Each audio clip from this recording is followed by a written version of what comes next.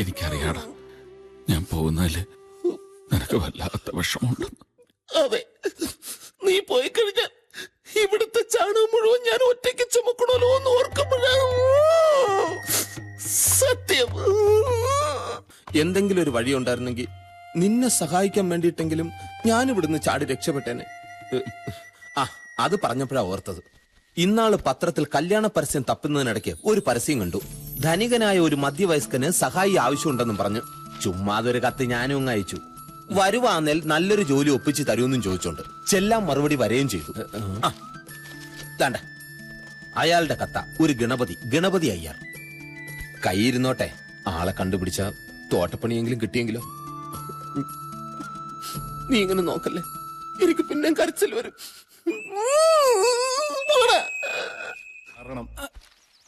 ഇത് പോസ്റ്റ് ബോക്സിൽ വന്നത്. ഇന്നലത്തെ അത്ര വെയിറ്റ് ഇല്ലല്ലോ ഇതേ ഈ അഡ്രസ്സിൽ വന്നത്. Thank you. കഷ്ടപ്പെട്ട് ചോന്നോണ്ട് വരുന്നതിൽ വല്ല ഗുണമുണ്ടോ സാറേ? പിന്നെ ഗുണമുണ്ടല്ലോ നിങ്ങളുടെ തപാൽ വകുപ്പിന്. ഊത്തുപലാക്ഷൻ, യാത് തന്റെയാണ് എന്നെ ഊത്തുകാരനാക്കിയത്.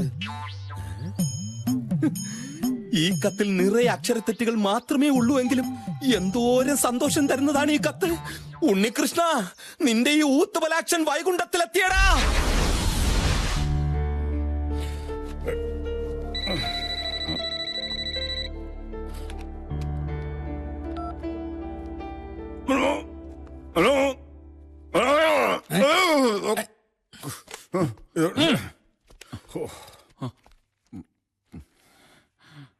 ഞാൻ ഉൽപ്പലാക്ഷനാണ്, എന്നെ അകത്തേക്ക് കയറ്റി വിടാ.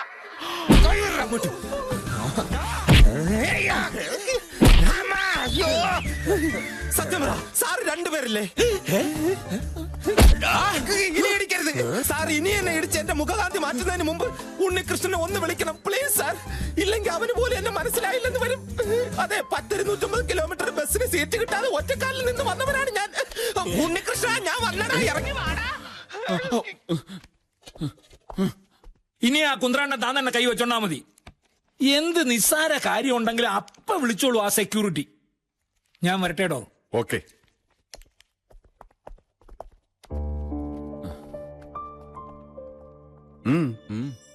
ഇരിക്കടോ. എന്താ തന്റെ മുഖത്തൊരു വല്ലായ്മ? അതല്ല സാർ, ഞാൻ ആലോചിക്കുകയായിരുന്നു. എന്തോന്ന്? നമുക്കിവിടെ ഒരു സഹായിയുടെ കൂടെ കുറവില്ലേന്ന്. എന്തിന്? എനിക്കൊരു ചങ്ങാതിയുണ്ട്, പാവ, നല്ലവനാ, പ്രത്യേകിച്ച് ജോലിയൊന്നുമില്ല. അവനെയും കൂടെ ഇങ്ങോട്ട്. No, only you and me. നമുക്കിടയിൽ മൂന്നാമതൊരാളുടെ ആവശ്യമില്ല, മനസ്സിലായോ? എന്തോന്ന്? യു മീനും കഴുത്തിയത് വിട്. വണ്ടിയല്ല തലതിരിഞ്ഞ പോട്. അവനെ വിടാൻ. യവൻ മഹാ കള്ളനാ സാറേ. യവൻ എന്റെ കണ്ണ് വെട്ടിച്ചിട്ട് അകത്തേക്ക് വരാൻ ശ്രമിച്ചു. യവനെ ഞാൻ വിളിച്ചു വരുത്തിയതാ. തമിഴ് പോ. ഈ സ്വീകരണമല്ല നീ ഏർപ്പാടാക്കി. നീ എന്തിനാ ഇപ്പൊ ഇങ്ങോട്ട് കെട്ടിയെടുത്തത്? ഈ വൈകുണ്ഠത്തിൽ നിനക്ക് സുഖവാസമാണല്ലേ? കൊട്ടാരം ഒന്ന് പറഞ്ഞു കേട്ടിട്ടേ ഉള്ളൂ. ഇപ്പതേ നേരിട്ട് കണ്ടു. ഈ കൊട്ടാരത്തിൽ തോഴിമാരുണ്ടോടാ? തൊഴിയുണ്ടാവും. എടാ, ഇനി ഞാൻ എങ്ങോട്ടുമില്ല. ഇതാണ് എന്റെ തറവാട്. ഒരുപക്ഷെ ഞാൻ മരിച്ചു കഴിഞ്ഞാൽ ദേ ഈ തിരുമുറ്റത്ത് ഒരു കുഴി കുത്തി എന്നെ അവിടെ ഇട്ട് മൂടണം. എടാ, ഞാൻ പറയുന്നു ഒന്ന് കേക്ക്. വരുന്നു. ഈ കൊട്ടാരത്തിൽ സിനിമാ തിയേറ്റർ ഉണ്ടല്ലേ? ബെല്ലടി കെട്ടി. അതെന്നെ വിളിച്ചതാ. നീ തൽക്കാലം പോയിട്ട് വിശ്രമിക്കാം. പോടാ. എടാ, നീ എടുത്തു ചാടി അദ്ദേഹത്തിന്റെ മുന്നിൽ ചെന്ന് മാറ്റി കുഴപ്പമൊന്നും ഉണ്ടാക്കരുത്. എല്ലാം ഞാൻ പറഞ്ഞ് ശരിയാക്കാം. നീ തൽക്കാലം ഈ കർട്ടന്റെ പിന്നിൽ ഒളിക്ക്. മറച്ചോ. അത് ഞാൻ തരില്ല. പെട്ടിയെടുത്ത് കളയരുത്. അതിനകത്ത് വിലപിടിപ്പുള്ള ജാട്ടിയിരിക്കുകയാണ്.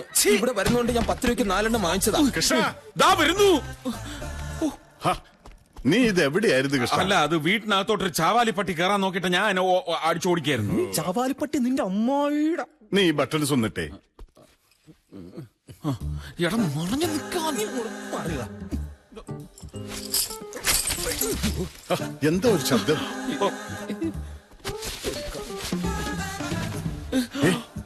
കൃഷ്ണ, ആരോ ഇതിനകത്ത് കയറിയിട്ടുണ്ട്. ആരുമില്ല. അല്ലേ, ഞാൻ ചോദിക്കാം, ആരും അവിടെ? ഇവിടെ ആരുമില്ലെന്ന് പറയടാ. കൃഷ്ണ, നീ മാറിക്ക്. ആരടാ ആരാന്നാ ചോദിച്ചത്? തോക്ക് ഇതാക്കി മാറിക്ക്. എത്രയും പെട്ടെന്ന് രക്ഷപ്പെടാം. അയ്യോ, ബെസ്റ്റ്. അയ്യോ. Sorry sir. നീ മാറിക്ക്. കൊല്ലരുത് സാർ. നീ മാറിക്ക്. ഇവൻ ആരാ ഇത്? സാർ, വേണ്ട. കൃഷ്ണ, മാറിക്ക്. കൃഷ്ണ, വേണ്ട സാർ, വേണ്ട. എടാ ദുഷ്ട, നീയായിരുന്നോ? എടാ സാറിന്റെ നഖം വെട്ടാനും ഷേവ് ചെയ്യാനും ഷേവ് ചെയ്യാൻ തരിച്ച് ചെയ്തോളാം. അല്ല തലമുടി വെട്ടാനും ഒരുത്തം വേണമെന്ന് പറഞ്ഞ് നിന്നെ ഇവിടെ വിളിച്ചു വരുത്തിയത് ശരി തന്നെ. പക്ഷെ അതിന്റെ പേരിൽ ഇതിനകത്ത് കയറി നാശനഷ്ടം വരുത്തി വെച്ചാലുണ്ടല്ലോ. എടാ കൃഷ്ണ, എടാന്നു അടിച്ചടിച്ചു നിന്നെ കൊണ്ടുവിടും. കൃഷ്ണ, മതി. എടോ, തന്നെ ആവശ്യമുള്ളപ്പോ വിളിച്ചോളാം. അപ്പൊ കത്തിയോ എന്നാന്നാ വെച്ചപ്പാ? താനിപ്പോ ഒന്ന് ഒഴിവായാ മതി. പോടോ. അല്ല, അങ്ങനെ അവനെ വിട്ടാൻ പറ്റത്തില്ല സാർ. ഇവൻ ഇവിടെ ഉണ്ടാക്കി വെച്ച നാശനഷ്ടത്തിന് ജീവിതകാലം മുഴുവൻ ഇവിടെ പുറത്ത് തൂമ്പാപ്പണി എടുത്തിട്ട്. എന്റെ പൊന്നു കൃഷ്ണ, ഇവനെ അകത്തും പുറത്തും നിർത്താൻ കൊള്ളില്ല. ഇവന്റെ ലക്ഷണം കണ്ടാൽ തന്നെ അറിയാൻ പാടില്ല. നീ ഒന്ന് ഒഴിവായിത്താടാ. പോടാ. ഒന്ന് ഇറങ്ങി പോടാ ക്ണാപ്പാ. എന്റെ കൃഷ്ണ, അല്ല സാർ, ഓരോ മാരണങ്ങൾ വന്ന് കേറുന്നതേ. എന്തായാലും 10-20 വർഷം കൊണ്ട് കാണാത്ത ഭാര്യ മോളെ കണ്ടിട്ട് ചാകാന്നുള്ള അങ്ങരുടെ ഭൂതി നടക്കൂന്ന് എനിക്ക് ഏതായാലും തോന്നുന്നില്ല. കണ്ണിച്ചോരയില്ലാത്ത വർത്താനം പറയാതെ. എങ്ങനെ പറയാതിരിക്കും? ഗണപതി സാറിന്റെ സ്വന്തം കൂട്ടുകാരനെ വരെ ഇതുവരെ കണ്ടുപിടിക്കാൻ പറ്റിയിട്ടില്ല. എന്തോരം നമ്മൾ അലഞ്ഞതാ. അങ്ങരുടെ പേര് എന്ത് നമ്പ്യാതിരി? നമ്പ്യാതിരി അല്ല, പിന്നെ നമ്പൂതിരി. ഈശ്വരൻ നമ്പൂതിരി. എടാ, ഐഡിയ. പത്രത്തിലൊരു പരസ്യം കൊടുത്താലോ? ഗണപതി സാറ് ഭാര്യ മകളെ അന്വേഷിക്കുന്നു എന്ന് പറഞ്ഞു. അതൊക്കെ സാർ കുറെ പയറ്റി നോക്കിയതാ. അതിന്റെ പേരിൽ കുറെ കാശ് പോയതെന്ന് വെച്ചാ. അപ്പൊ ആ വഴി അടഞ്ഞു. ഞാൻ നോക്കിയിട്ടെ ഒരേ ഒരു വഴിയേ ഉള്ളൂ. എന്ത് വഴി? ഒരമ്മയും മോളെ സംഘടിപ്പിച്ചു കൊടുക്കും. അതിന് വേണ്ടിട്ടല്ലേ നമ്മൾ ഇത്രയും നാൾ കറങ്ങി നടന്നത്. ഇതുവരെ ഒന്നും കിട്ടിയില്ലല്ലോ. എടാ, ഞാൻ ഉദ്ദേശിച്ചതേ ഒരമ്മയും മോളെയും സെറ്റപ്പ് ആക്കി കൊടുക്കുക. ഒറിജിനൽ അല്ല, ഡ്യൂപ്ലിക്കേറ്റ്. ഓ, നിന്നെ എനിക്ക് ഭയങ്കര ഇഷ്ടമാടാ മന്ദബുദ്ധി. എന്ത്? എടാ, പിന്നെ പണ്ട് അങ്ങേരക്ക് ആ സ്ത്രീയെ നല്ല രീതിയിൽ അറിയാന്നുള്ളതുകൊണ്ടല്ലേ അതിലൊരു കുഞ്ഞുണ്ടായത്. ഇനി വേറൊരു സ്ത്രീയെ ഭാര്യ വേഷം കെട്ടിച്ച് അങ്ങേരെ അടുത്തുകൊണ്ട് പോയാൽ അങ്ങനെ വിശ്വസിക്കോ? എന്നാ അമ്മ വേണ്ട, മോള് മതി. കറക്റ്റ്. അമ്മ ചിക്കൻ കുനിയ വന്ന് ചത്തുപോയി, അങ്ങനെ പറയാം.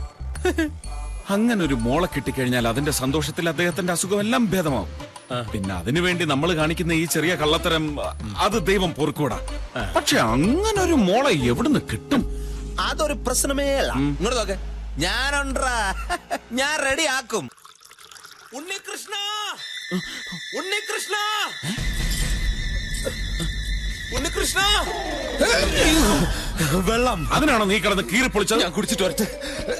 എടാ, എടാ, അത് ചായയുടെ തിളപ്പിച്ച വെള്ളമാണെന്ന്. വരെ പൊള്ളി. നീ തണുപ്പ് വേണ്ട, ഞാൻ കോള കുടിക്കാം. ഒടുക്കത്തെ തലവേദനയ്ക്ക് ഒരു കടിഞ്ചായ കുടിക്കാന്ന് വെച്ചപ്പോ നീ അത് തുപ്പിയും കളഞ്ഞു. തണുത്തോളം. തണുത്താണെന്ന് നോക്കട്ടെ. തണുത്ത് തരാം. എടാ, നീ അറിഞ്ഞ തേടിയ കാല് വള്ളി ചുറ്റി. എടാ, ഗണപതി സാറിന്റെ മകളാകാൻ പറ്റിയ ഒരെണ്ണത്തിന് ഞാൻ പോക്കി. അതേടാ, കണ്ടാ ഗണപതി സാറിന്റെ മകളല്ലാന്ന് ഒരു കണ്ണുമുട്ടനും പറയില്ല. എന്നിട്ട് എവിടെ? എടാ, താഴെ ഹാളിൽ വെയിറ്റ് ചെയ്യുന്നു. പോയാ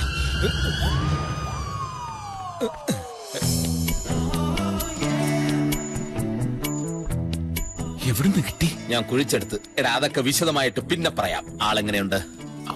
ബാക്കി നോക്കേ, ഫ്രണ്ടിൽ നിന്ന് എങ്ങനെ? എന്താ നിന്റെ ഉദ്ദേശം? എന്റെ കൊക്കിന് ജീവനുണ്ടെങ്കിൽ ഞാൻ അതിനൊന്നും സമ്മതിക്കില്ല. ഗണപതി സാറിന്റെ മോളെന്ന് പറയുമ്പോ ഒരു എടുപ്പൊക്കെ വേണ്ടേ? അതാ ഞാൻ ചോദിച്ചത്. അല്ലാതെ നീ. ഞാൻ വിചാരിച്ചു.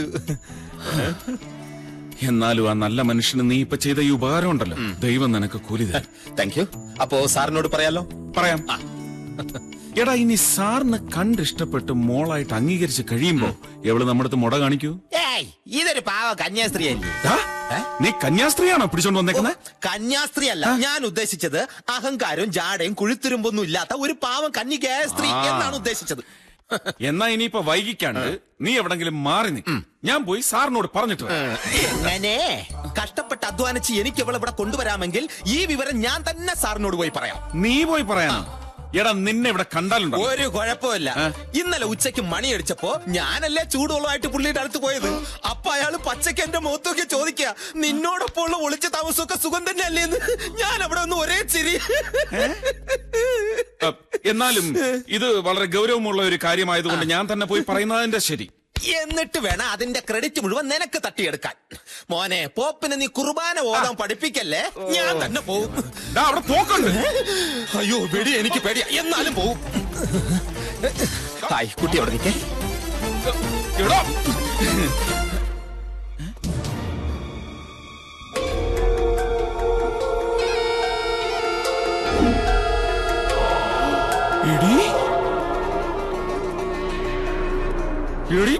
നീയാണോ ഇവിടെ മോളായിട്ട്